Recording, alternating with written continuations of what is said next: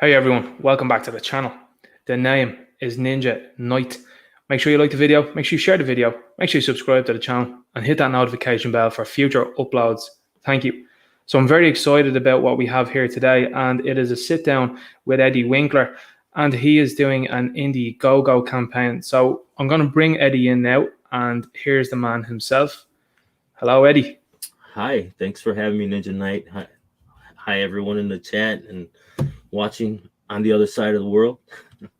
Much appreciated. I think the first question, because this is kind of a sit down thing, and I know these things are a little bit more informal and some are more formal, and this is kind of my first interview, but I just wanted to start by saying that your project was something that really captivated me. I've a huge interest in werewolves and all of the types of creatures that you are including in your book.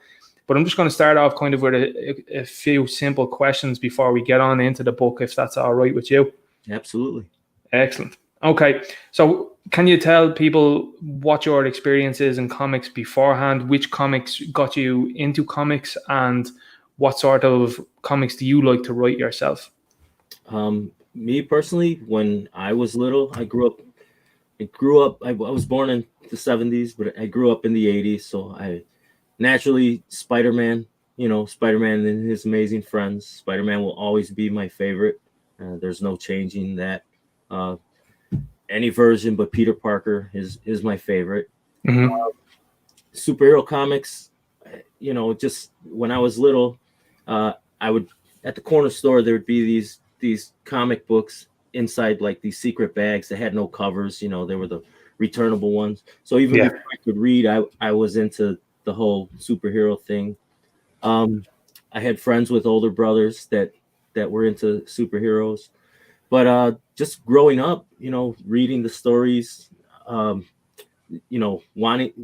ideas, anybody in this that likes comics obviously has ideas of their own. And I was just like, oh, what if this guy fought Spider-Man? And, picturing your own scenarios.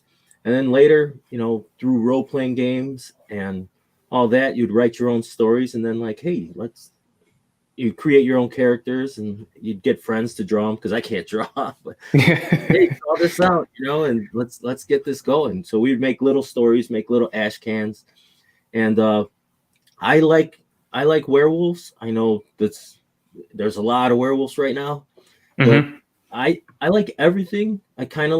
I'm so glad that John Malin is doing this Thundar the Barbarian type project, because growing up that was one of my favorite cartoons.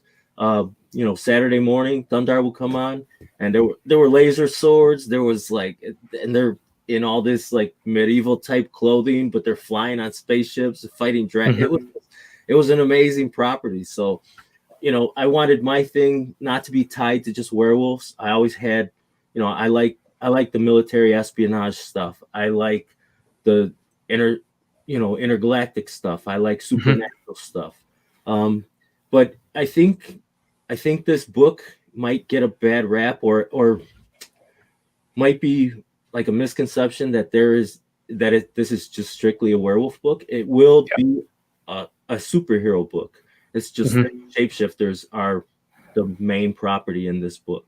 So John Sovereign will be a hero. So I love the idea, and when you look through because I think, like you're saying there, it is easy to misconceive it as a werewolf book when you don't look at the actual kind of description of the book, and you have like demons and alternate dimensions and gods and stuff like that are in the description. And I have to say, I found myself like pulled in even more. I was like, that actually sounds brilliant. Like, not only has he got these kind of heroic werewolf type creatures, there's also a bigger universe at play right here, and I think that's super interesting. Really is. So what kind of gave you those ideas? I'm going to pop the character on the Indiegogo now on the screen, just so as we can see.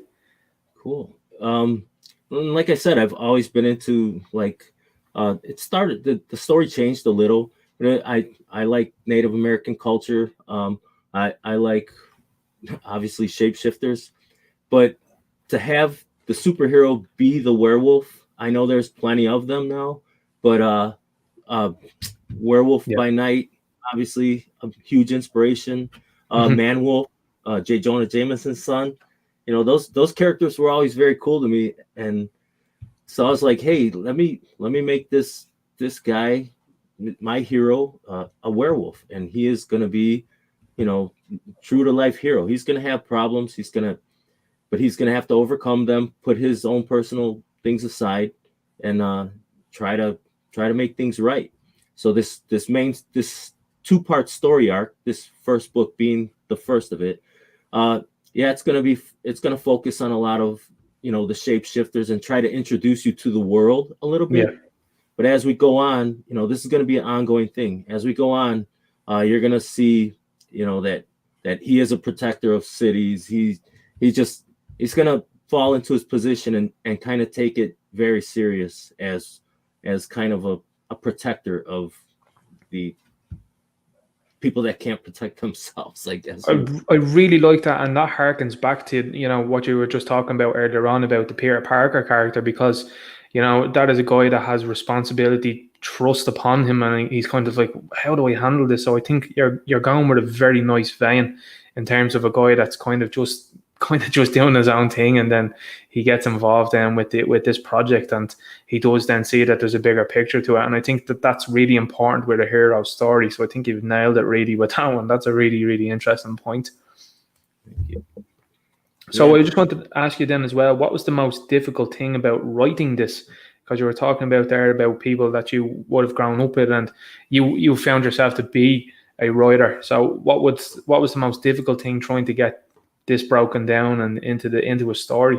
So I've had this story written since '95. I actually, you know, wrote it on paper. The idea came out in '89, but I wrote the paper. I had like 20 little papers about this size, you know, right. just full with everything, with the idea. This is what happens, and this is what happens. So then in 2000, when I tried shopping around to artists, you know, I had to write a synopsis, and my synopsis was 20 pages type. So I'm like, okay, what's the pitch, you know? And still to this day, I can't really get a very good pitch. But I'd say the hardest part about writing it was writing the script, getting it, getting that 20 pages broken into four stories, which that's what it is. The 20 pages is basically the 4-part series, which the first book being the 2 parts, second book being the last 2. So, you know, try reading over scripts. I have a lot of how to write scripts. I have like the Brian Michael Bendis scripts. I have the Peter David thing. I have all Alan Moore, just reading all kinds of things and trying to get it down. I'm still learning. Obviously, you're always learning. But to get it where my artist can understand it, I had to go full script. You know, I don't know the Marvel way. I mean, I know it, but I kind of don't trust myself to for the finished product to come out that way. So final full script, and then, you know, we work from that. You know, if he wants to change anything, or if I have to rewrite the script accordingly. But no, that's it. Sorry if I'm talking too much too. No, this is the idea. Look, I usually do an awful lot of talking, so I'm very happy to listen, because, as I said, I've invited you on as a guest, and, you know, I want to hear about this. I mean, this is your property, and this is something that I'm really interested personally myself. I just think it looked cool. I think, you know, the way you promote it was really pleasant. I think it's the right way to go about it. I'm delighted to see the success that you're having so far. I mean, that is a lot of money to be accumulating at the moment. You know what I mean? For somebody is this your first piece of work out, or has there been other campaigns that you've had before? This is my first campaign. I did print a book, but it was not, you know, it was just something we did, and that I was going to get into comics, but, you know, we had to stop. Real life happened. Had kids, got married, you know, all kinds of things. My artist went back to school. But and he has his own life. That's my cousin. He's a great guy. But you know, I printed a 24-page book, which every backer of this campaign is going to receive one of those things, so you can see what we're doing in what we were doing back then. You know, you can laugh at it, and I will want everybody that receives the book. I want your absolute honest criticism. If it's terrible, I want to know it's terrible. If you like something and you want more of that, let me know. I want to know where I can go. The story, I'm not going to change my story for anything, but I'm going to get better where I need to get better, and where people see holes or what they see the strong points. I'm going to try to build on the strong points and fix the holes I have in my writing. That's brilliant, man. That's Comicsgate in a nutshell. I mean, that's an incredible thing to hear. And you've talked earlier on there about the Marvel method, and I'm sure you're keenly aware of the video that was out about Dan Slott, particularly on Disney Plus. And these are people that are in the mainstream industry that don't want to listen to fans. They don't want to listen to criticism. So that's very big of you, and it's really showing of Comicsgate that you guys are open to criticism. You guys are open to constructive criticism, and I think that is hugely important, and that is only going to drive your story on.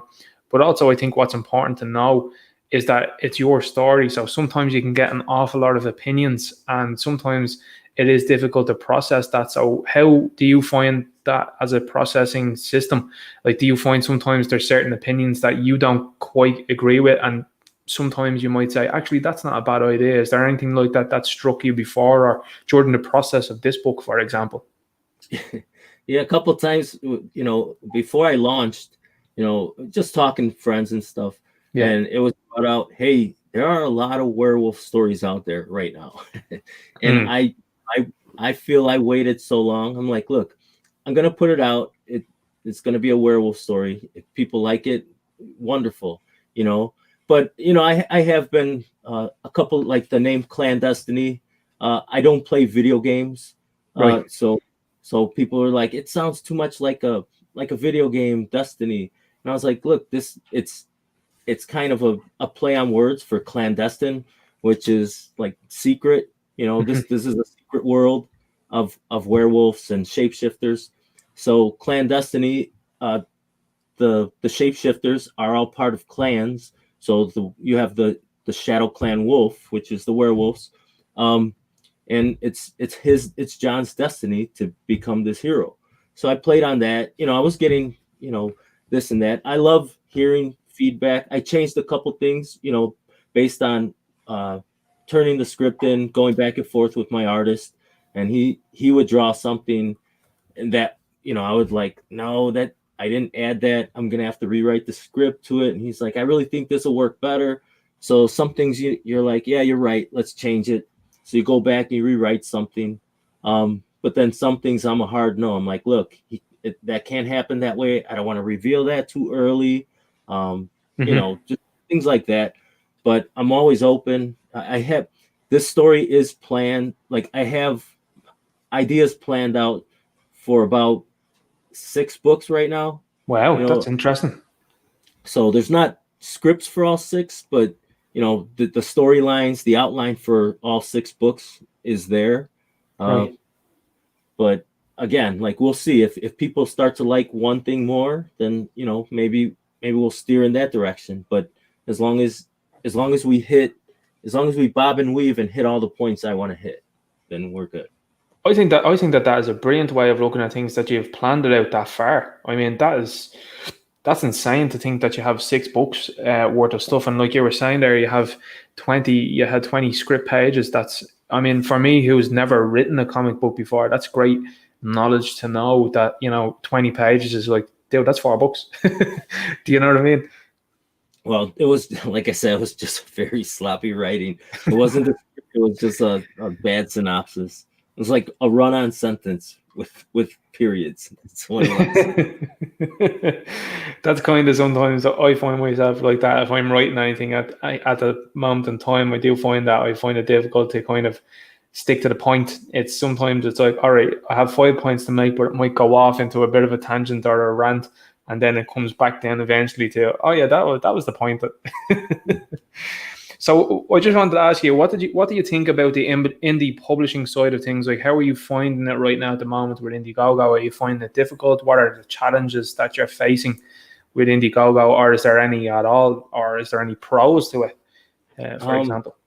The pro for Indiegogo is obviously, it markets itself. Obviously, you have to do a lot of promoting yourself, but it's basically setting up a web store that you don't have to set up a website for.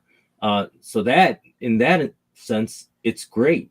You know, like you can leave it in demand until you go fulfillment or whatever. You know, some people leave it up, and I don't blame anybody that you know, it's your call to leave it open, whatever. Who's to stop you from getting more money if you want? Especially if you are getting more backers, why close it? Yeah. But the hardest part for me was actually figuring out Indiegogo. Now Right. that I've done it, I think I can get the second campaign out faster. If it was not for my colorist putting together all the images for the campaign, I would not have done this on time. I mean, you'd maybe see this in March, Right. but he's great. Like, everybody wears multiple hats. As far as the indie scene itself, I think it's great. I try to support a lot of the Indiegogo, and I get it. A lot of people cannot. Like, I get messages all the time. I would support your campaign, but I just can't afford it right now. Which, hey, like I tell everybody, don't put yourself in a bad position just to get my book. Get the word out, spread the word. Just whatever you can do to help small creators is great. Now, you being a sports guy, I'm sure you'll attest to this. Yes. So you have the big names. You have John Malin, you have EVS, which I proudly support. You know, I think they're great. You know, but I know, agree. you know, watching the streams, you see some people, you know, sometimes you can get that feeling like, what about me or whatever? Like, I see it in some people. I really don't feel that way because I'm like, okay, you knocked me down, I'll get back up.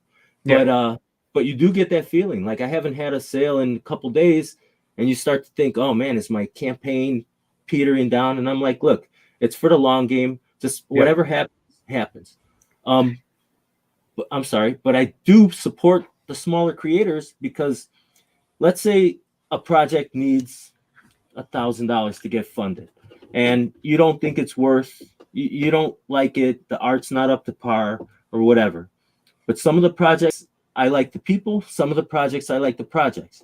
Now, when I back them, I'm hoping that they get funded, and then, just like me, they'll learn the whole experience. They have to learn how to fulfill. They have to learn how to print. They have to learn everything.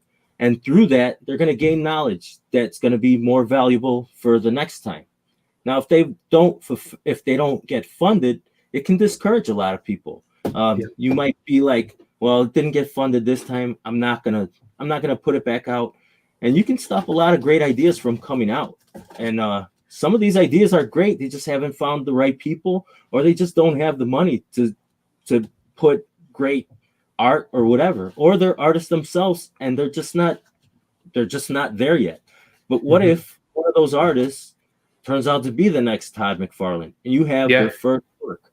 You know, I mean, I think that's wonderful. You know, I think, like you're saying, going back on the EVS comment and John Malin, like, they are the heavy hitters at the moment. And like you said, looking at some of the eBay sales, for example, for some of the Cyberfrog ones and stuff like that, they are going for big money at the minute. And I think that is important to know that, you know, it's always, if you like a piece of work, I think that that's the most important thing. And like you were saying there, this is your first time out to do any of this. So, I mean, you never know. Like, I mean, this could be, you know, Eddie Winkler's first shot and first thing that he does. And in 6 years' time, we have Sovereign Wolf Clandestiny, the movie. You know what I mean? It could blow up. It totally could, because this idea of positive type of hybrids and werewolves and stuff like that isn't an idea. Personally, for me, this is what made me hook onto it. Was it's a positive werewolf. Every time you see them in movies or TV shows, they're the bad guys. They are an wild, untamed beast. Whereas this guy is a good guy with this, you know, heroic side to him. And personally, I think, like, this opens itself up for TV series, movies, action figures. I mean, I would be all over action figures from this book, man. Like, I mean, it is ripe for the taking. And I think when you're looking, and like you mentioned there, the likes of Todd McFarlane, it does have to start somewhere. And this, for me, like, is a very strong way to start. And I think if people are out there, make sure you do back this book. I mean, from what I've seen so far, it looks absolutely incredible. I've backed it, and I definitely would give it the seal of approval in terms of this looks really excellent. So hats off to you on that one. And like you said, it is a challenging time for, the likes of fulfilling and printing, and that was your first time getting to know this stuff outside of the kind of little book that you were talking about earlier on. So they are big challenges and they have to be overcome. So I suppose what I wanted to ask you in terms of the printing and fulfillment, if you feel comfortable, that would be, how do you go about doing these things, for Sovereign Wolf? Just like this Comicsgate community is, for whatever anybody says about it, I don't get super political. I have my views, but anybody that badmouths Comicsgate just really, they just aren't aware of anybody in it. They see the outside, they see comments on Twitter, and they assume things. And I'm here to say that this community has been nothing but positive. You ask a question, and if they don't have the answer, they direct you to someone who has the answer. Mm-hmm. Everybody I found to help outside of my artists, the printers, the everything, has been something that someone in Comicsgate has mentioned. Where do I get my logo done? Oh, go to this guy. Oh, where do I get this? Go to. I mean, it really is sad what people's perception of Comicsgate is. But as far as like printers, when you are looking for things, I say shop around. Mm-hmm. I actually had someone from Print Ninja send a little something to me. I was shopping around, so he must have saw me, because I looked at Mixum, Print Ninja. But I'm like I said, I'm gonna try to get everything done at one place. If I can't, I can't. But obviously, more eggs in one basket. Hopefully that things work out. I'm sorry, just rambling, but yeah, just learning the whole process. I still don't know. I have Eric Weathers. He's going to be putting the print file together for me pretty soon. So I'd say by the end of maybe mid next month, we'll have the print file ready to go to the printers. Brilliant. And hopefully, like I think the campaign says May for fulfillment, but we're looking towards maybe start shipping books out at the end of March. Wow, that's fantastic. And for those people that are out there that might be listening into this that don't know what a print file is, can you explain what that is? So I didn't know either. Well, I guess when you're adding all these books, like my book there's 3 separate stories plus pinups plus everything. So when page 1 of your 50-page story, as that sits in the actual physical copy, page 1 might not be page 1. You have the cover, the inside cover, and then that being page 1, now you got maybe a thank you page or credits. So the print file is setting up how the pages are going to lay out. So when they print, you're going to get the inside cover, or the cover, the inside cover, the back cover, and the inside cover. So when you fold up your paper, the numbers don't match up. It's just like reading a newspaper. If you pull the newspaper, I'm so old, I don't even know if they make newspapers anymore. You're not going to get page 1 and 2. You're going to get page 1 and then maybe 28 or whatever. Right. So you have to let them know, hey, page 1 is actually going to sit on page 5, and then as the book gets printed, then it gets folded, saddle stitched, whatever. And so that's got to be right, because you don't want a double page spread to have one picture on one side and then you have to flip the book to see the other. That'd be a nightmare when you have that splash page and it's just like, oh no, it's on 2 different sides. So that is the print file. Excellent. And thanks for explaining that, because I know there's a lot of people out there, a lot of listeners, even myself as well too, that wouldn't really understand quite fully what that is, because having not done a book myself, it's always nice to see what the nitty gritty is for these books and see what it takes to get them put together. And I think an awful lot of people out there think these are, half-baked, thrown together ideas. They're not. There's a lot of work that goes into these things. There's a lot of time. There's a lot of effort. There's a lot of blood. There's a lot of sweat. There's a lot of tears that go into making these books. And I think an awful lot of people should realize that these properties are your properties, they're close to your heart, you know. So this is a big undertaking to put a bit of yourself out there, and with that hard work that you're doing, hopefully reaping the benefits from that. And like I said, I think this one should be absolutely reaping the benefits in terms of the idea and the work that's been put into it, because the art even looks insane. And we'll talk about the art now in a few moments. But I just wanted to ask you, the next question that I have for you is like, who or what was your biggest influence? So what was the biggest influence for you to come to this sort of juncture in terms of why shape-shifting characters, why a military, you know, was it about them that really excited you and got the creative juices flowing for these guys?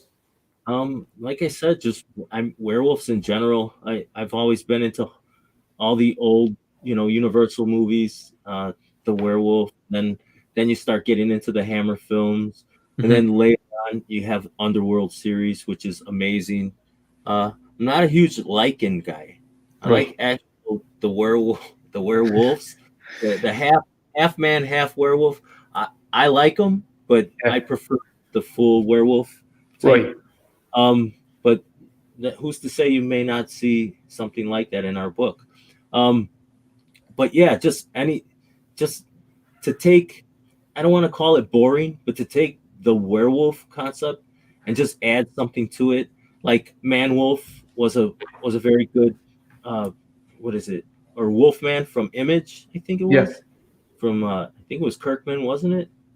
Yeah, Robert Kirkman that did that, was it? So I'm pretty sure. I could be wrong. But that was a cool idea. You could see a little bit of influence in it that I put armor on him. But again, Man Wolf, just an astronaut werewolf. It's just, I mean, it's very cool, you know. So I had to spruce him up, make him look cool. So we put some military armor on him, some technology on him.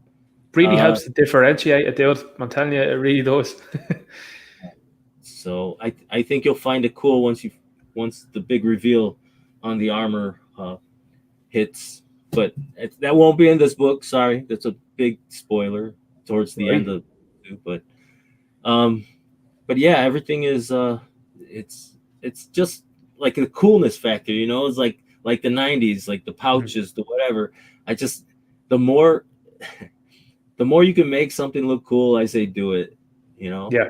I mean, who's ever seen a werewolf in armor before? I certainly haven't. So that's what drew my attention to it as well. It was like, oh, look, that looks different. It's not just a werewolf. He's actually wearing some armor. What's this about? You know, like that really did kind of make me think, you know, what is this story going to be about? You know, why would a werewolf wear armor? You know, like, and that's another hook, I suppose, then to say, like, this is something you should check out. Yeah. Well, I'll give you a quick reason why they wear armor. Like, for example, John Sovereign, he's a hero. The first book is going to be like his coming out party, you know? Right. So once you get into the second book, he won't always be a werewolf, but he'll always be John Sovereign. Right. So it's got to be a hero in both sides of, you know, his transformation. So he's going to need that armor every once in a while. Right. Because there might be a target painted on this guy's back. I get what you mean. Yeah. That's pretty interesting. And where did you, I suppose, when you come up with the character ideas and the character names, was this something that you drew upon from, you know, some past experiences yourself, or was this something that you just thought kind of out of the thin air? Like, how did you come up with character names, for example? Yeah, well, just, you know, the names, like I said, I like the Native American thing. So, you know, a lot of my names, you know, they're clans, but everyone is run by a chief. You know, the leader is chief this, chief that, you know, for some of the clans.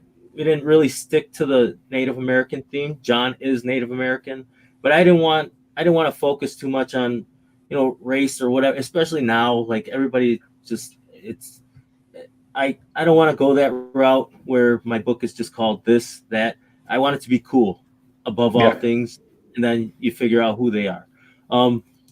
But that being said, you know, John Sovereign seems like a good name, and then Sovereign wolf because he is the last and the most righteous of the wolves. So I played on that, and then every other name is just typical comic book spam name. Like I have my wasp, his name is Stripes because he has stripes. I mean, there's really a lot. Like just if it sounds cool, like the bear, he really does like hammer fists, and he's just heavy handed. So his name is Hammer Strike, and Excellent. so I come up with the names first, and then like I'll play with their real names. Like his name is Nate Hammer, that turns into Hammer. My favorite character of the whole series, besides John, obviously, over time you'll see why, but is Night Strike, and that is Ray Matlock, and he is the security guard. You see him; he's the Panther. Oh yeah, that's a sweet design as well too. That one. Kind of framed after Ray Lewis. So I kind of that's like my inspiration for what I wanted to like. Yeah. So he's very cool. He has he will, once his story arc is completed, I think everybody will like that guy. Yeah, I think the art is sick for this, and I love that idea as well too. That it's not just werewolves. There's also different type of animals involved in here, and I think that goes back to, like you're saying, the kind of spirit totem poles that you'd see. And I even seen there, like you said, they were talking about their old Chief Talon. I mean, that is a fantastic design. So I suppose my next question would be, what sort of collaboration do you have with the artist to get what's in your mind's eye, in your mind, onto that page? Because that has to be a very detailed collaboration. So give us a bit of an insight as to what happened for that. So one of the things that I don't mention a lot, but I should, the guy that helped me, obviously when we came up with the idea to start drawing these physical things back in like 2000, my cousin helped me design a lot of the characters, how they should look, but they were more like traditional, like I said, Native American garb and everything. So I wanted to update the story a little bit. So I found this guy named Martin Cacullo, and he's doing books right now. I wouldn't say big time, but I'd say if you know Green Lantern, he's done a couple Green Lantern. He's in the industry. He did the 3-part series Rising Suns for IDW. But either way, long story short, I asked him if he wanted to do some character design for me, and he said yeah. So I would send him my notes, send him the old characters, and he's like, how about this? I'm like, okay, I want him to have armor like this. Mm-hmm. And so he basically set the guidelines. These pictures are his artwork that we used for the profile pics. At least not the profiles, but the actual characters. So we use those. I use those to turn into whoever's going to draw something for the book. So I'll give them this sheet so they know exactly what the character looks like, almost like the Marvel Universe type sheets. Kind of like a dictionary type idea, is it? Like that this is the standard image of this character. Yeah. So when I give to my artist, they're free to run whatever interpretation their art style is, as long as nothing major is changed. Like don't give Talon spikes on his arms or whatever. As long as the costume stays the same. So when I found my artist, the first picture he did for me is the cover, the Bad Moon Rising cover.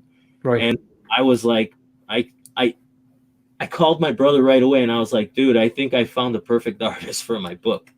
So we did that, and he referred me to my colorist. He referred me to the guy that drew that bear versus the panther. That's actually another artist. He did the 18-page story. So I'm all over the place right now, but yeah, that's the first drawing that was done for this book when we started back in about September last year. So, and I knew I don't have a YouTube channel yet, and I knew I had to get the hype around somewhere. So I started a Twitter. I don't have any other social media. I don't really like social media. I don't have time for it. Mm-hmm. But it's being my business now, like, hey, you got to learn it. You got to do it.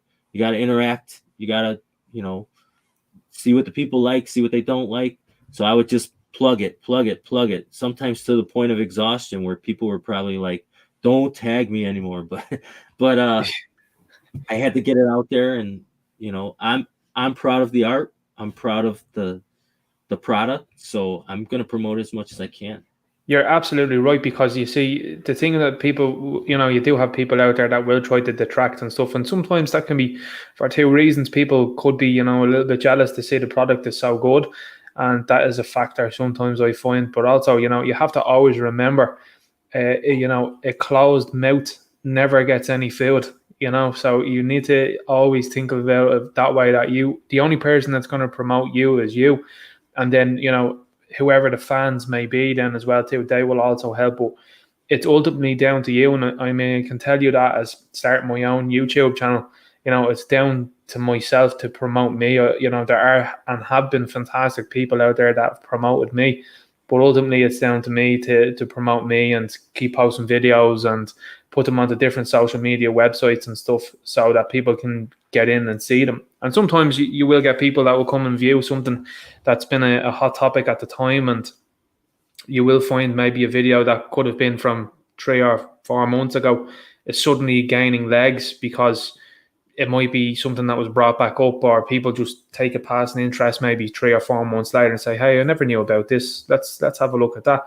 Like, I mean, you were saying there how long this has been in development, and this has gathered nearly €10,000 here, which is nothing to be sniffed at whatsoever, and that's all from the basis of you promoting, and then people maybe word of mouth. And again, like, going on shows like this and setting up your own YouTube channel is a great idea, because it gives you the choice and the chance to be like, hey, look at this is what we're doing, and I'm sure you can see the beauty of having a YouTube channel for some of the creators like you mentioned earlier on. And promotion is all what it's about, to the point, like you said, sometimes people are like, oh, I've heard the pitch a million times, but you have to remember, it's that first person that might tune into a live stream like this one that goes, I never knew about this, I'm going to back that. Do you know what I'm saying? So don't ever feel, I wouldn't like you to feel that, the promotion side of it, that you're like, oh, I'm sickening people. It's always somebody's first time listening to you, dude, and you have to think about it like that. Absolutely, man. Anytime you can get ears and eyes on any of your projects, it's great. Sometimes I've had a couple people reach out to me and like, hey, I don't know my campaign or whatever, whatever. And I'm like, I'm not the guy to go to, but I could do what I would do, So I'm like, hey, don't give up on your idea. If it didn't fund this time, try it again. Like, I'll give you an example. I sell things on eBay. I paint miniatures sometimes, right? And I paint miniatures, but sometimes I'll put something on eBay. It'll be whatever, $50, right? It'll be on there for 2 weeks. Will not sell at all. Will not sell. Take it off. Put it on there a month later. Put it up there for $60, and I get $70 for it. So it's all timing, and it all depends on who's looking at it. It's, and some things don't sell, some things people don't want, but if you don't present it, then nobody's going to want it, Exactly. So, like, a closed mouth never gets fed. Exactly. And you need to have perseverance, and you need to stick to your principles in terms of, this is my price, and this is what I'm happy to take for it, particularly with the work that I've put into it. And I think, you will see that as well on eBay. Like, I've seen recently, like, I'm a big fan of action figures, and the likes of Mythic Legions, for example. It's a property I've kind of thought about getting involved in, recently purchasing some of the figures from that. And I'm like, oh, they were down to you. And when you look at some of the older figures, you're like, oh no, they're $200 or $300 for a 6-inch figure. And you're like, do I really want it that much? But then times you're like, yeah, I do. And look, I'm someone that's broken the bank for certain things that when they went out of print or when they went out of production, that I'm like, well, I have to have it, and there is always going to be that way of looking at it, Yeah, we're all collectors. So this campaign funds the campaigns I help fund. What do you collect yourself, just on I suppose, an off sort of tangent from? Yeah. So obviously when you start with comics, you always wanted the figures, but then that leads you to, the Dungeons and Dragons, or like the first little miniature figures. You play with Star Wars, the 3.5 or 3 1/4. GI Joe, and Yeah. then finally getting into I think HeroClix was Right. Mage Knight was like the first miniature game that we actually played on the tabletop, and that's what we were into, so we could make our own stories. And then HeroClix came out with the superheroes, and that Mhm. led me to Warhammer. And then I found out you can paint and sell Warhammer, so I was like, okay, yeah, I like Warhammer a little more. Yeah. That gets you into Magic, but board games. I think board games now, with family and friends, like we're into Zombie Side. We don't play it a lot because of time, but board games with miniatures, Mhm. which in the future, I'm hoping there will be a Sovereign Wolf miniature game. Oh man, that'd be so cool. And I think you've made an important point there, talking about the likes of Warhammer and D&D and stuff like that. Like they are properties that, even recently I was looking at a Hasbro live stream, and Joe Magniello was talking on it, and he was like, played a D&D game for 5 years, and I'm like, that is crazy dedication. Like that is Yeah, he's unbelievable. got a whole room, man. It's, Yeah, but it's pretty cool. But like I said, there are so many properties that are from the 80s. Like I am, as I said at the start, I am 29. So like a lot of these 80s properties kind of came on the rebound when I was growing up. And, seeing them now being reinterpreted again by the likes of Hasbro, for example, Transformers, G.I. Joe, Star Wars, Black Series, these 6-inch figures with this ultra detail. That's why I'm saying, like, this campaign, Sovereign Wolf Man in 6-inch, it'd be unbelievable. Articulated figures, it would kill it. yeah. It's so good, man. Well, Patrick Thomas Parnell, he's got that Johnny Phantasm. Yeah. That campaign's going right now. I back that. He's got the figures. Yeah. That's pretty cool. Patrick did a 3.75, I think. He needs to do a 6-inch figure. I keep pesting him. I'm like, do it 6-inch, 6-inch. We're gonna, like I said, once we get a couple comics out and we get a little more recognition, and because I do want to get a couple more writers going. A couple of my friends have volunteered, but I want to get a couple more writers going, not for Sovereign Wolf itself, but we have other properties that we're going to be bringing out. This is our flagship title for DOA Comics, Dose of Action Comics Group, which is my comic company. Excellent. We're working right now. I'm working right now. Towards the end of this month, we'll have Henzel Rodriguez, the guy who does Impossible Stars for your boy Zach. Wow. He's going to be doing some character redesigns for that story. So we'll have some cool characters, and that will be our futuristic story. So we'll have really 2 like books. this idea. Yeah, go ahead. Sorry. Oh, no. We'll have 2 books hopefully by the middle of 2022, or 2 titles at least. Brilliant. And so you have other plans. And just to ask you as well, too, I'm sure you probably can't divulge too much at this moment in time of what the other properties are going to be. So I won't press you too much on that if you're comfortable. If you're not comfortable to talk about them quite yet. But are they in the same universe? Are they a different universe? Is it a different type of book? Can you give us a hint?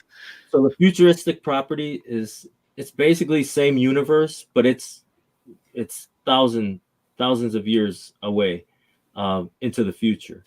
Cool.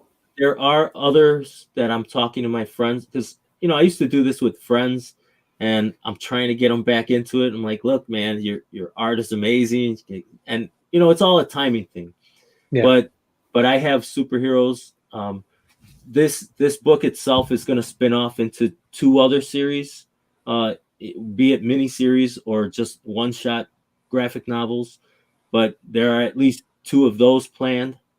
There's a guy, Avery Butterworth. I think he did a side story for Zaid Comics, the Lost Pages. It's called We the People, or The People is the character. Right. And he got the flag painted on his face, the United States flag, American flag. And that guy actually did a pinup for one of the spin-off things that I'm going to use, that we'll present probably later next year. So, wow. But yeah, there's ideas out there. Me being not a great writer with a lot of time. I can't write them all. So I do have outlines. And as soon as, I work it out with some people where, you don't want your idea to change too much, but you're open. Like I said, just for example, the Walking Dead, the show is not the same as, I haven't watched it in a while, but the show is not the same as the comic. But you bob and weave until you hit those key moments. As long as you hit those key moments, I'll be totally happy. So, do you find that sort of collaborating kind of a little bit more difficult? Because when you have sort of a picture in your own mind, and when there is a collaboration happening, do you find it difficult when someone might suggest something that you're kind of like, oh, I don't know about that? How do you work out that situation? Well, that being said, I haven't done that so much outside of my friends, right. Old cash cans that we used to do, which is fine because we would come up with ideas together and it would just flow as it came out. Page after page, we wouldn't write a full script. We just, okay, this is what's going to happen. But Sovereign Wolf is my baby. So at least for those 6 books that I've told you, I'll be writing the script. But maybe a couple side stories here and there, I'll leave outlines. So I think, once again, I can't stress it enough. As long as they convey the message that I want to get out and hit the main points of that character's life and don't change the character too much. However they want to write the story is fine, Yeah. I think you have a prequel book attached to this one. So is the prequel book written by you, or is that one of those outline stories that you're talking about? Yeah, so this comic, Clandestiny, is over 100 pages. The 50-page main story I wrote. The 18-page story I wrote, that is the original book, just remastered, I guess, with new art and like a tiny bit revised script. And then there's an 8-page side story for our female character, White Lightning. And I wrote them all just because, again, I was dealing with artists and, I wrote more emails than I wrote comics. And then once I wrote the final script, I think next time I'll have an editor, which is one of the things that hurt me this time. I don't know. I should have done it, but I couldn't wait any longer. So that's my fault if anything's super bad. So I know Eric Weathers sometimes he's probably a little upset sometimes, but that guy's great. But in the future, I'll be at ease with writing. I know a little bit more how to work with my artist. At the beginning, I would write these really tight scripts, and then it'd be like, whatever. Can't really do that. We're wasting too many pages. So then I kind of loosened up a little. So now we kind of work together very well, where he knows what I'm looking for, and I know how to write it so that he can get it. But again, man, I'm looking to get more people. I want to make this a brand and a company that people really want to get behind. Yeah, and I think even looking at the Ferocious Five here, this cover, I think that this is outstanding, and I love the idea of the white lion as well too there. It's very akin to, something looking very majestic. You don't ever see a white lion, so it really does stand out, What's his gig? So you'll see him in the second book. I don't want to say anything about him. Oh, no. However, his name is Silverpaw. That's all. But he predates. I've had a lot of, because I play Magic, and I've had a lot of. That guy looks a lot like a Johnny. This guy predates a Johnny, even in art, by about 5 years. So, I have that artwork. Mm-hmm. I'm gonna reach out to that original artist because he's one of my favorites back in the indie scene here in Chicago. Right. But yeah, like this guy predates a Johnny, so the look, if it's similar to any white lion you've seen, this guy came out first. Yeah. And I have to say, like, I love the looks of all the characters. They look strong, they look powerful, and like I said to you, they'd make for serious action figures. This is something I hope really drives on into that point. Just looking at your hat there, as I was talking about earlier on, I'm really surprised to not see a Ferocious Six with a bull hybrid or kind of wear character. I think that's one that's an idea I'm sure you've probably thought of. This is a fictional world. It's like a parallel world. So, the cities are the same, but there could be neighborhoods and towns that, are fictional names. And who knows? You never know what sports star or whoever is a shapeshifter. So, oh man, that I tell you, that is sick. That's a really nice tease as well too, because I can only imagine the stuff that's going to come with these books, and that's going to be shown in these books is going to be super interesting in terms of what's going to go. So we were talking about the protagonists throughout this video, and can you get into it and talk about a little bit more about the antagonists? So who's the bad guys? Like, who are they? So the main bad guy is James Emerald, and he is known as the Ancient. You get a little glimpse of him. He's actually John's boss. John Right.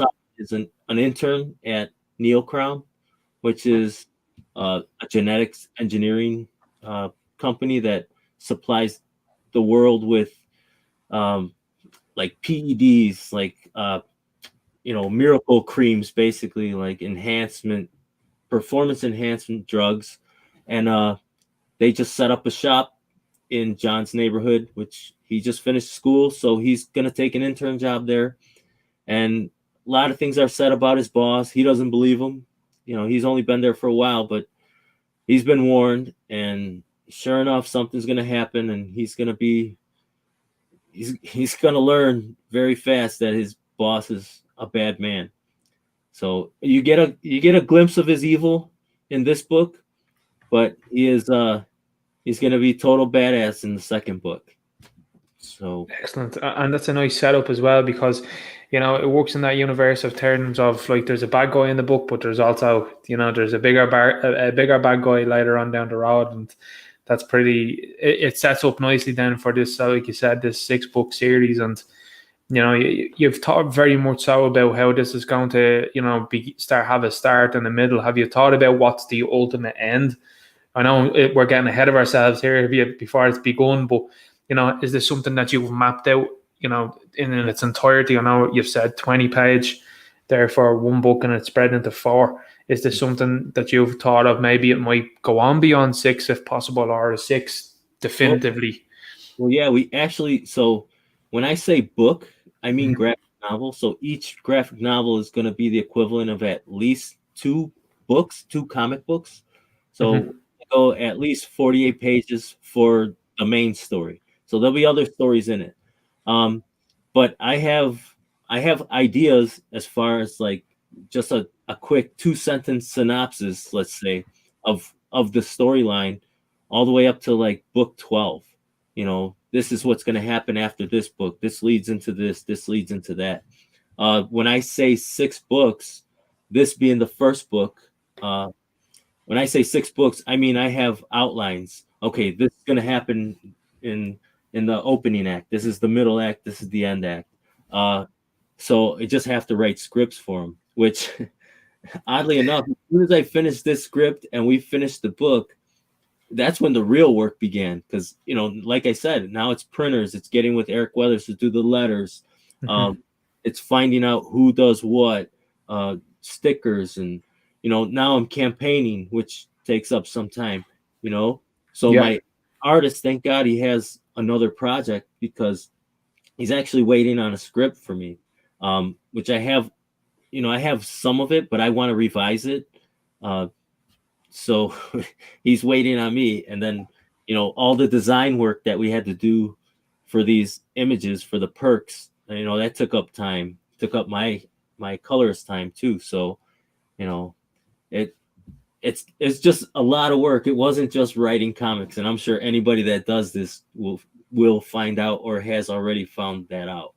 So yeah, even looking through because like you're saying there about the different type of perks and stuff, you have your, just looking at it here, the perks there. We have the Wolf Pack at 75 USD, 62 euro, and we've a May 2021 ship date. We've got all 3 variants of the graphic novel. We have 3 trading cards, 3 of those, all 3 6.9 print variants, which is really nice. I like the Bad Moon Rising. It's $25, 21 euro.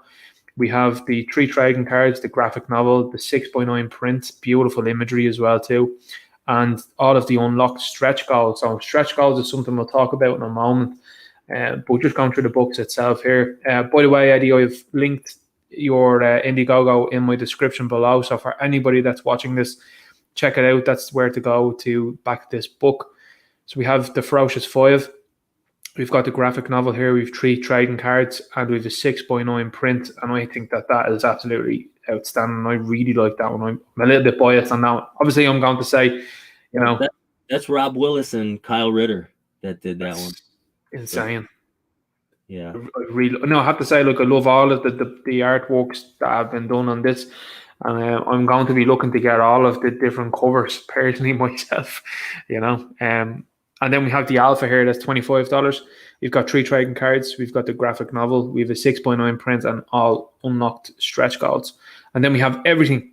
So that's $130. And like Eddie's saying, this is his fourth run out. So if this is a successful venture, this is going to be something that's going to be very difficult to track down in eventuality. I mean, look at Cyberfrog at the moment. I think that honeycomb box is going for something like $500 or $1,000 now, I think. So this is what we're talking about. We've got 3 trading cards by 3. We have a sketch card. We've got all 3 variants of the graphic novel. We've all 3 6x9 print variants. And then we've the Eva print. Now, this is a lenticular cover and difference in card. If I was going to suggest anything to Eddie now, again, this is somebody now that hasn't done anything before. Lenticulars are from, say, John Sovereign into Sovereign Wolf would be sick. I don't know whether you've thought about those, have you? That sounds like a great idea for a book too. Exactly. You're thinking correct there now. 6x9 print out of that, it would be sick. And of course, then on the graphic novel itself, we've got the Azevedo original pencil sketch. I hope I'm saying that name correctly. I'm not butchering that. We've got 3 trading cards, 6x9 print, graphic novel, original pencil sketch, and all unlocked stretch goals. We've got the fourth appearance, that's 1,000 USD. That is 3 trading cards, 6x9 print, graphic novel, original line art, and believe you me, original line art, when you're talking about some properties, particularly their first go around, this is something to really look at and buy into if you're really interested in that. We have Willett's original line art. We've got the 3 trading cards, 6x9 print, graphic novel, original line art. So that's $3,500. And then we have the Azevedo. Again, I hope I'm not butchering that name. Original painting. So that's 3 trading cards, 6x9 print, graphic novel, and original painting. And I have to say, everything here looks absolutely wonderful. There's nothing here to me that looks like it's passable. Everything looks like I want that. I want this. So it's a difficult one to think of when you're looking at it yourself, which one you would like to purchase, So fair play to you on having such a different selection that's all unique and all very desirable by the way it looks, That's a difficult one to come up with, I'd assume, is it? Well, thank you, man. Yeah, and just so you know, I will update the campaign soon. So anybody, like, if you back at that basic level, the $25, right now, we have some stretch goals that have been unlocked, and we have a sticker, we have a print, we've unlocked upgrade to the cover, and we're very close to that little blockheads figure, the papercraft figure. I'm not sure if you've seen them, but if anybody's not familiar, they're basically Funko Pops that you build yourself. They're blockheads. They're a very cool design, and it's you build them yourself, which is a very cool project for you to do with your kids or yourself. And we will have one for John Sovereign. So that being said, you're going to get all those. You're going to get the original Sovereign Wolf issue 0, which is 24 pages of illustrious crap. No, it's cool. It's very cool. I'm very proud of it. We're so much better now. And like I said, it's not up to the standard I want to present with this company. So, but I am very proud of it. We put it out. We did our very best, and it just shows you where we were and how far we've come. So it's gonna look into the past, and I am doing a lot of extras. There'll be more freebies coming in updates along the way. So excellent. So I'll have a look at the stretch goals now. So we have one backers 3x5 crack and peel sticker. You've got the 6x9 print of page 1. Looks really cool. I think that the artwork is just fantastic, you know. And I think that's something that's really important, is the work of the artist to bring this to life. It's incredible stuff. We've got 5,000, the cover upgrade with spot UV varnish. So we have it there. That's unlocked. We have the 10,000, which is Sovereign Wolf papercraft figure by Blockheads, which Eddie just talked about here. So that's an example of what it would look like when they build it together. Looks really nice. 20,000 is 6 sticker set by 6 AM Comics. Looks really nice there, that type of idea. So that's an example of the 6 AM art style. So I'm sure all of the Sovereign Wolf characters will be within this. And then we have 40,000, which is a complete set of 9 Series 1 trading cards. So trading cards are a very big thing in the universe right now, because particularly Comicsgate seem to have brought trading cards back with a roaring success. And when you look at the images that you have here, I mean, look at that. That looks that kind of Anubis looking, you know, dog character. That's really cool. That is the main bad guy. That's the Ancient, James Emerald. Whoa. So, wow, very cool. That's our guy. That's your deal. Wow. Again, like I said, like when you're just looking at these are crying out to be made to be action figures.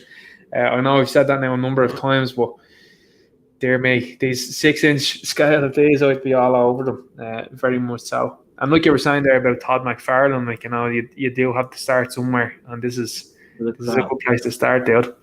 When those figures first started coming out, man, it was a game changer, because you went from the Toy Biz, the just stiff guys, straight to McFarlane. Was like, what?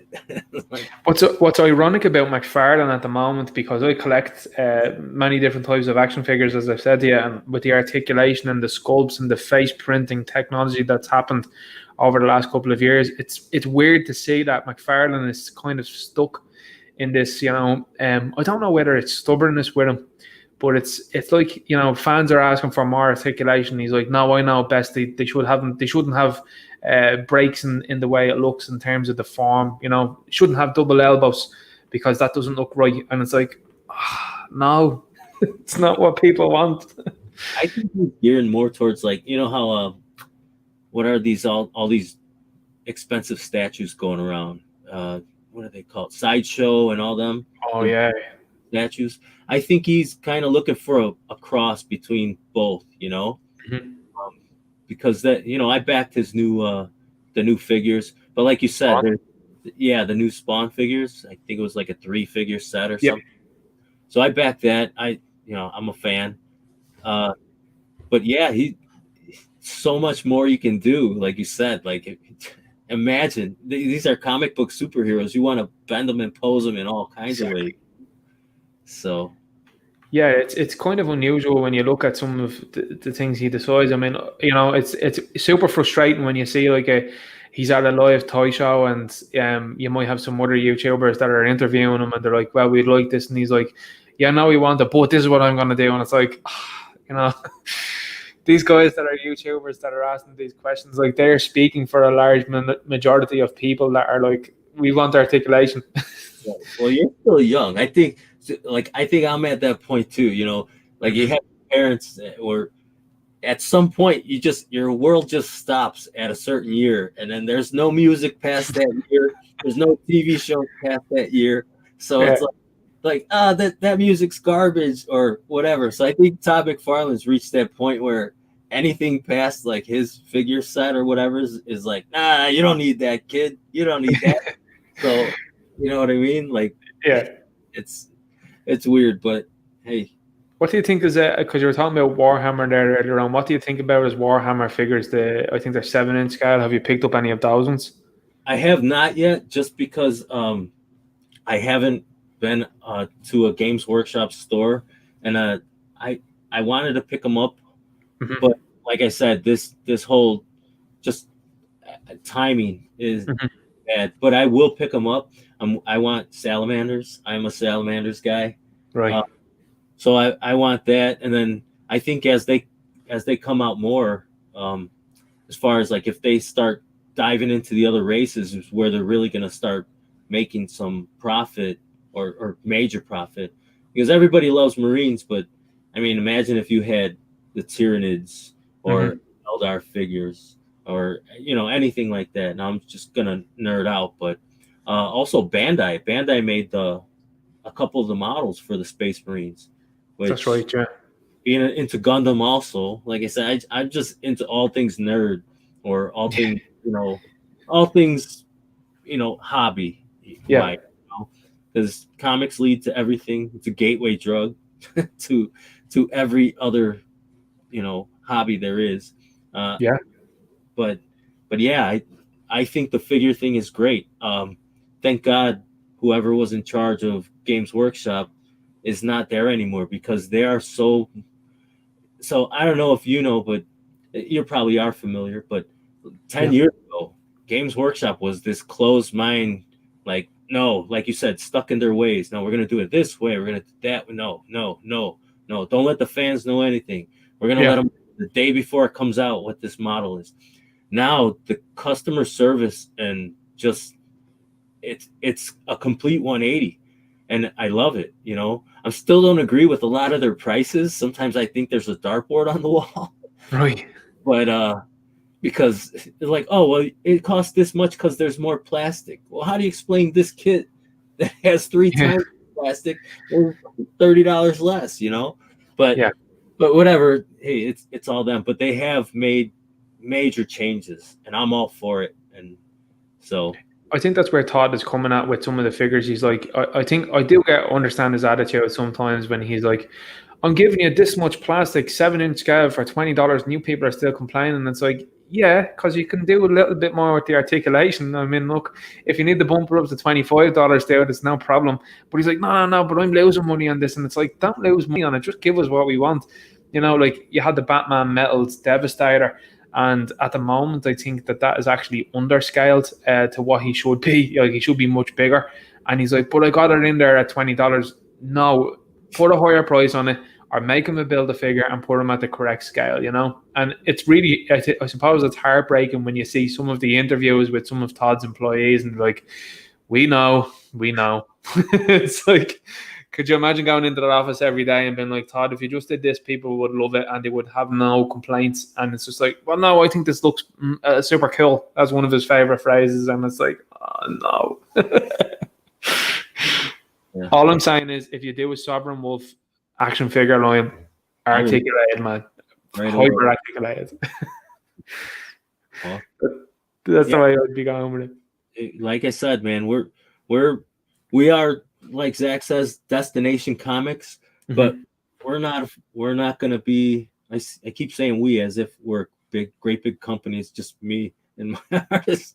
But yeah, but you're under the Comicsgate, umbrella, and that is a way, I mean, I'm Comicsgate, and I don't have a book or anything like that yet. It's a community that has, of fans that have banded together, no matter what they look like, no matter what politics they have, no matter, anything else, what part of the country or where they're from in the world. These people have all joined together to say, look, we're all about customer service. We're all about these ideas. And now we're able to produce our own ideas and get them out there. And a lot of times, they're a lot better than what's going on in the mainstream at the moment. And, it's teaching the mainstream a lesson, and a very well-deserved lesson, So, you're fully entitled to say we, because, I mean, this is a very big movement, and it's something that I think is going to have a long-lasting effect, and it's going to have a long-lasting legacy, to be honest with you. Yeah, you're absolutely right, man. This is something I told my brother a year ago. I said, when all the talks, EVS and Zach would talk about the collapse of the industry, and as a comic book collector and reader myself, I've seen it also, but they're in it, so it only confirms what you start thinking.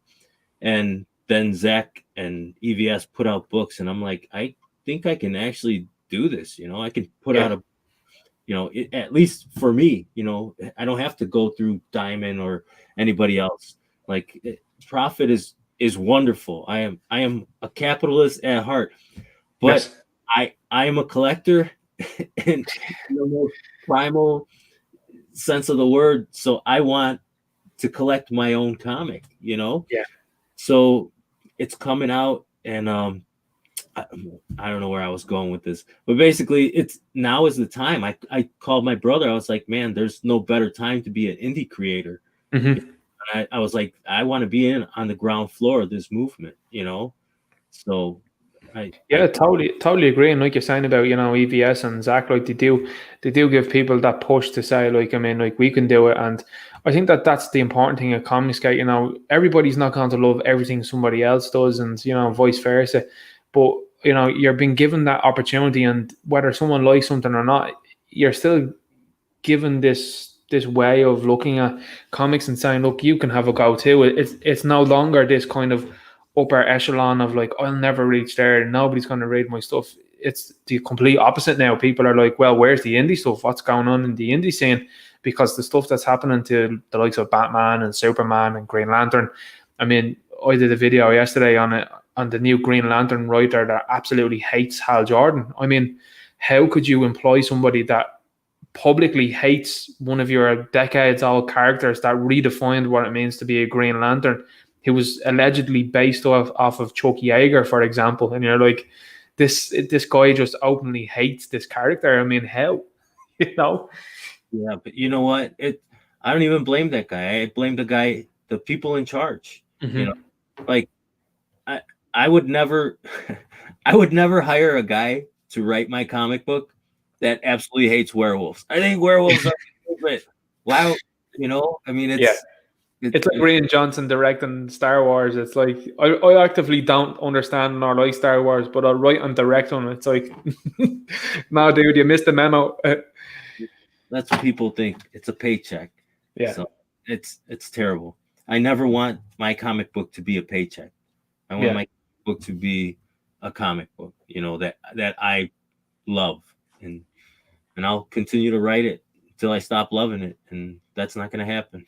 Yeah, because it's your property, and I think, like, you're saying EVS on his journey, you're saying John on his, Dan Fraga on his, and you're looking at your journey as well too. And I suppose there is, Todd's journey himself, starting off Spawn, and now he's at 300 plus issues, and he's like, I love it, I'm going to keep doing it, it's my character. And it's like, that's really inspiring, I suppose, because he is kind of, I suppose, the first real indie comic creator, if you want to put it that way. Like, he went out on his own and formed basically a band with some other, top creators, and Spawn is still going strong. You backed the Kickstarter figure, and I mean, that was a phenomenal success. I mean, for anyone that doesn't believe that Spawn is a beloved character, that was your answer there, Yeah. Oh, I'm telling you, man, that guy, don't call him the Todd father for nothing. No, for as much as I criticize him on certain things, particularly our action figures, you can't doubt the genius of the man's business, or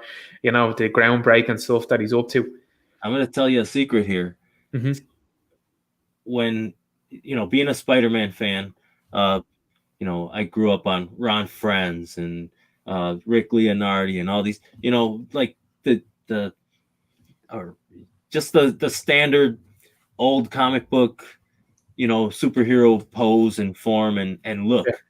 So when I left high school, or when I left regular school, I got into high school, you start hanging out with your friends. So there was a short gap, maybe about 6 months, where I stopped comic books, or I didn't know of any stores. There were no stores around me. Right. And then going into like it was called the Smoke Shop. It was just a newspaper stand that sold, like a corner store. Mm-hmm. And there was a spinner rack there. And I picked up the first Spider-Man with McFarlane's art, and I could not stand it. Whoa. What is this? What are they doing to Spider-Man? I couldn't stand it. I couldn't stand it for about 2 months. And then I was like, this is Spider-Man. This is how he should move. This is how he should look. This is what the would look like. This is, I mean, serious. I was just a diehard for the old John Romita type look at, and I was oh, what is this? These guys are too lanky and stringy and Yeah. all these lines. And because he completely changed the scene. Yeah. And, like I said, after 2 issues, it was like, okay, yeah, it never needs to go back. I think a lot of people do struggle with that difference, especially like you were saying there about earlier on, you have basically your dictionary for your characters as well too, which is important. But sometimes there are spins put onto something that people vehemently hate. I mean, look, it's a guilty pleasure myself, but I thoroughly enjoyed the reimagining and the redesigns for the Teenage Mutant Ninja Turtles in the movies. Now I know an awful lot of people are like, that's sacrilegious, and how can you like them? I like the designs more than the 90s movie. I just think the Turtles look more aggressive. They look like they've been in battles. They have scars and stuff like that. They all look different, and they're easy to differentiate for me. And I think that is an important thing when you're looking at characters, that they do look different and you're able to spot who's who quite quickly. But yeah, I think people are very resistant to change. And when change does happen, and sometimes for the better, I think some people have a look at it and say, oh, actually, you know what? That's kind of cool. And then it has its own kind of, I suppose, hipster moment where, it might be 5 months later or 6 months later, people go, oh, that was actually a good idea, and people come around to where it's that instant reaction that is kind of push against this stuff. And then when they realize that wasn't bad, it catches on a little bit more. I love anybody who can draw and do whatever. Like, there's certain styles people, that's too childish, or that's too. I love all art. I can draw a little. I'm not great. I can't put out a sequential book, that's for sure. I love all art, and I admire anybody who does it and is able to do it for a living. And I'll let you know a tiny secret. I hope I don't jinx it, but being over there in Europe, I'm sure you're familiar with CG UK and Mandy Summers' show. I've reached out to Peter Gilmore. Wow. Hopefully, well, not hopefully, we're trying to work something out where for book 2, John Malin has Little Graveyard Shift. Yeah. I want to do like a little activity book and I love Peter Gilmore's art, every style, Right. The guy's a hard worker. He's a great guy.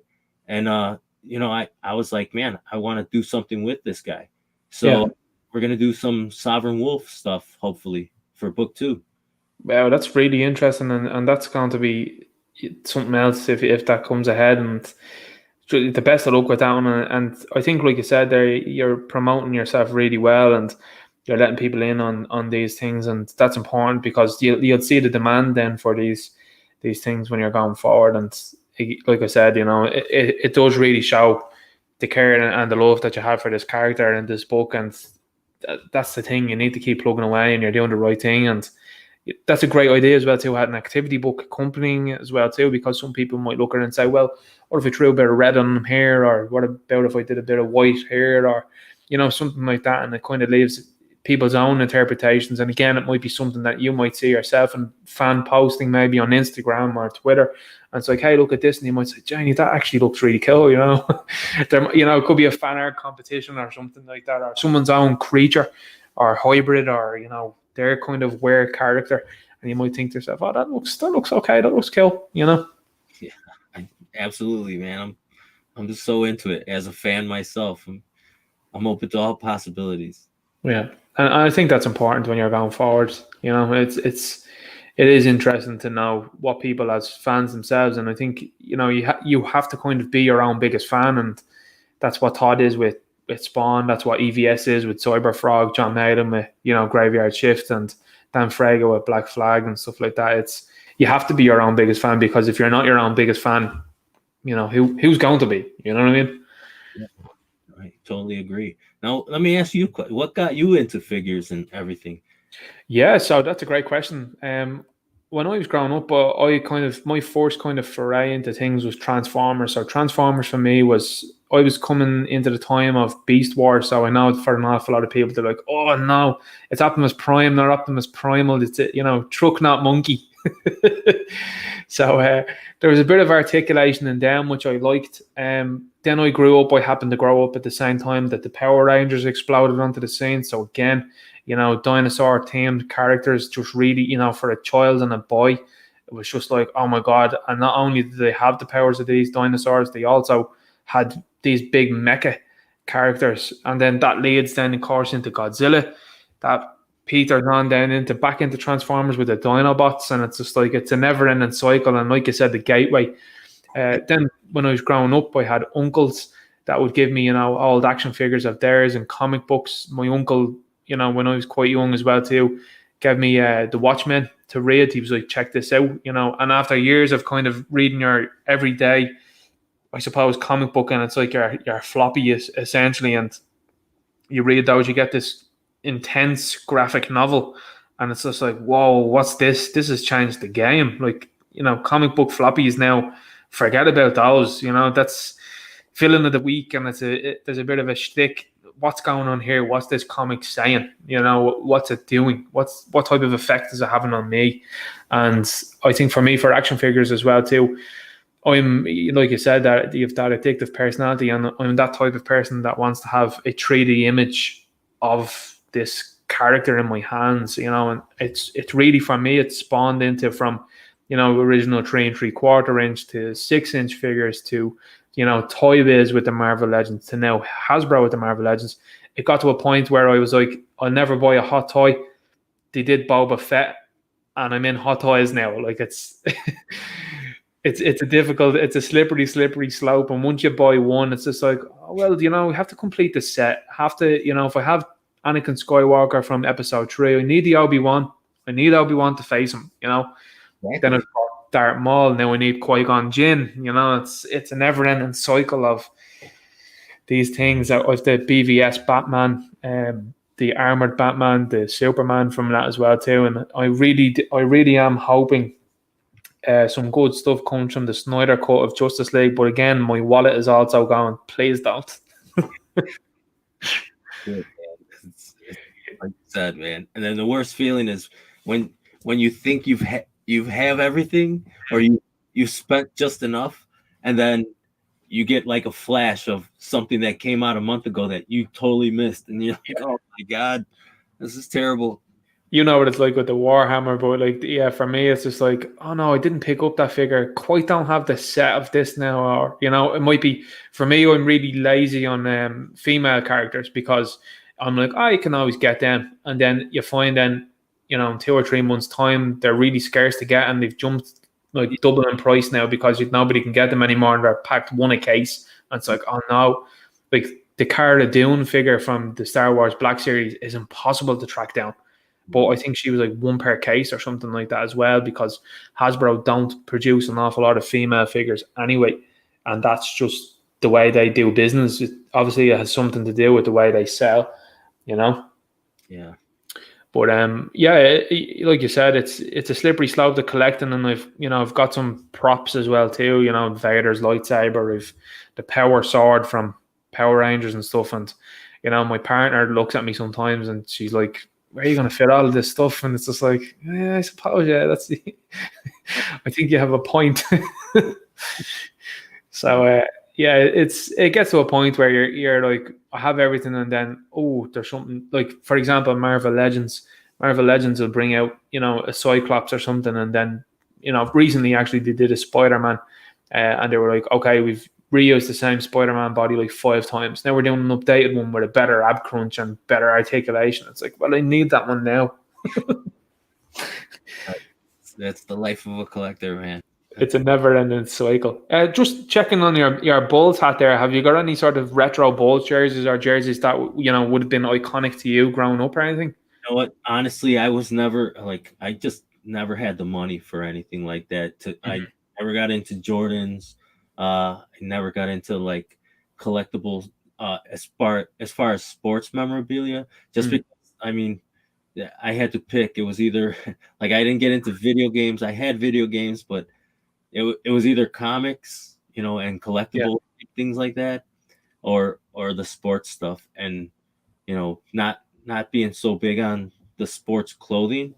I like sports, but I just never got into the jerseys and stuff, except the Braves, Atlanta Braves. That's my team. So Right. I do. I lied a little. I do like the Atlanta Braves jerseys, Yeah. but yeah, and especially since I grew up in that era, getting that stuff is just super hard. Yeah. My uncle did work at Michael Jordan's restaurant, Wow. Sal. So when we were younger, we would go and we would get to sit sometimes in Michael Jordan's special room. So it was, That's incredible. He, like I said, yeah, at the start of the show, just in the green room before we went on, it's hard to imagine the cultural impact that Jordan had until you watch like The Last Dance on Netflix. And like for me, like I was growing up at the time, and you know, you just remember just how big he was. I mean, he was just phenomenal. He was just a different animal. There's only a couple of sports stars that ever do things like the way he did and become just this global superstar. I mean, you had Diego Maradona. You have. I would argue at times, Mike Tyson is there as well too. He's a guy that's transcended, sport. Muhammad Ali, of course. Conor McGregor is. I think he's a long way off of transcending the sport at this moment in time. You'd Ronda Rousey, that an awful lot of people did know around the world. And then you have a number of other high-profile athletes that, like the likes of Usain Bolt, for example, who have just blown up, and they have clothing lines. They have, people everywhere know them. But I think even in this modern day of social media, to realize the impact that Jordan had and the people that followed him around and the hysteria that followed him around, like in those days when there was no social media, is just unbelievable. yeah, it was a sight to see. Living here in Chicago. I'm jealous. I have a friend that's seen him play. I have a very good friend that's seen him play, and he was like, it was unbelievable. And I'm like, don't tell me. I'd love to see it because I seen the Bulls when they were not quite at their peak about 10 years ago, and I actually don't think they won the game or anything like that either, and it was just like so deflating when you're there and you're like, I go back to the Chicago Stadium days where you never left, even if the Bulls were down by like 20 points. In like 5 minutes, you didn't leave because you knew things could change very fast. Yeah, it's like that here in Ireland. We have our own sport, Gaelic football. I don't know whether you've ever seen it or anything like that, but our team Dublin, over the last couple of years, they've been absolutely phenomenal. And same thing, like they might be trailing at half time. Second half though, they come out a different beast and they just work the ball, and there's 15 players on a pitch. They can pass the ball with their hands and their feet. I would say to anybody to check it out if they get the chance. But these guys are just 15 individuals that are just incredible. They're incredible footballers and they're incredible athletes as well too. And there's just nobody that's come close to them in 5 years, hopefully 6 now, on the bounce. So this is Gaelic football. Is this rugby or? That's a question that always gets asked. Is it rugby or is it no? It's a sport here in Ireland that we devised, and basically you can run along with the ball. Once you hop it, kind of like basketball, it's played on a grass pitch, and you can what's called solo which is when you drop the ball and you kick it back into your hands while running. You get 4 steps down when you're doing this. It's a very physical game. You can shoulder each other. You can use open hands and fists to take the ball out of someone else's hand. The ball is about the size of a soccer ball, and it's like the guys don't wear armor, so the hits are quite hard and quite fast and furious. And then you have a goal like a soccer goal, and then there's 2 poles that come up from each side of the goal. If you hit the ball over the bar, it's a point. If you score a goal, it's 3 points. So the idea is to score more goals and you get more points.